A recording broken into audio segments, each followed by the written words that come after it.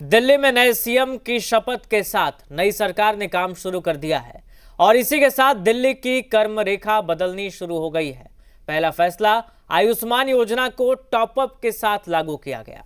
फिर आज जल बोर्ड और पीडब्ल्यूडी अफसरों के साथ बैठक कर दिल्ली की साफ सफाई, यमुना की सफाई और पानी सप्लाई के मुद्दों पर अफसरों को दो टूक आदेश दिए गए। यानी दिल्ली में सरकार तीसरे दिन ही एक्शन मोड में आ गई।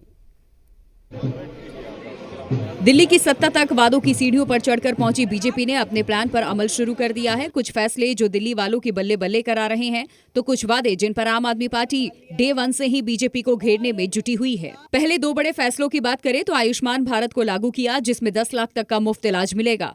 तो दूसरी तरफ 24 फरवरी को सदन में सीएजी रिपोर्ट पेश करने का ऐलान भी वादे का ही हिस्सा है। हालांकि आम आदमी पार्टी जानती है कि सीएजी रिपोर्ट आई तो कटघरे में केजरीवाल होंगे, लिहाजा पार्टी ने अभी से बीजेपी की घेराबंदी शुरू कर दी और डिमांड की। दिल्ली की महिलाएं कर रही इंतजार, कब देंगे 2500 कि 8 मार्च से पहले दिल्ली की हर महिला को 2500 रुपए उनके खाते में मिलेगा। प्रधानमंत्री मोदी तक ने खुद ये वादा किया था और अब जब कल पहली कैबिनेट मीटिंग हुई तो महिलाओं के ऊपर कोई चर्चा ही नहीं हुई।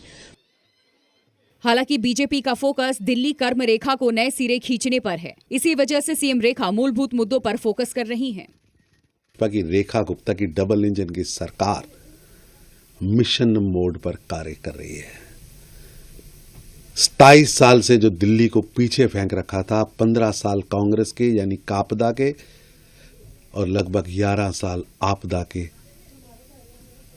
दिल्ली के विकास को ब्रेक लगा रखी थी। विकास की गाड़ी बैक गियर में चल रही थी। अब ये विकास की गाड़ी रुकने वाली नहीं है। सत्ता संभालते ही सीएम रेखा ने केजरीवाल के करीबियों पर स्ट्राइक शुरू कर दी है। यह स्ट्राइक उन लोगों पर है जिनकी ताजपोशी अलग अलग पदों पर सत्ता से करीबी के चलते हुई थी। पूर्व सीएम यानी आतिशी और केजरीवाल की सेवा में अब तक जो निजी स्टाफ तैनात थे, उनकी सेवाएं खत्म कर दी गई हैं। साथ ही जो प्रतिनियुक्ति पर दूसरे विभागों में तैनात थे, उन कर्मचारियों और अफसरों को मूल विभाग में भेजा जा रहा है।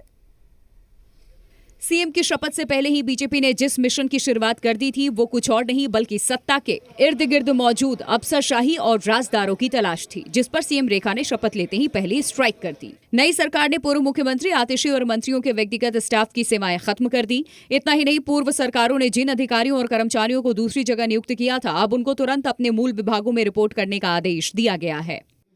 खबर है कि कई अधिकारियों और कर्मचारियों को प्रतिनियुक्ति पर दूसरे बोर्ड कॉर्पोरेशन में भेजा गया था। दंग करने वाली खबर तो ये है कि सीएम की शपथ से पहले ही इसके ऑपरेशन की तैयारी शुरू हो गई थी। करीब एक हफ्ते पहले ही सभी विभागों से आतिशी सरकार की ओर से कॉन्ट्रैक्ट और व्यक्तिगत स्टाफ की जानकारी मांगी गई थी। जिन लोगों की सेवाएं खत्म हुई, उनकी नियुक्ति केजरीवाल या आम आदमी पार्टी का करीबी होने के चलते हुई थी, जबकि जिन अफसरों को प्रतिनियुक्ति से मूल विभाग भेजा गया, ऐसा दावा है कि अफसर कर्मचारी आतिशी सरकार के वफादार थे। यानी सत्ता पर अपनी मजबूत पकड़ बनाने और भरोसेमंद लोगों की एंट्री कराने के लिए सीएम रेखा ने अपनी नई टीम बनानी शुरू कर दी है।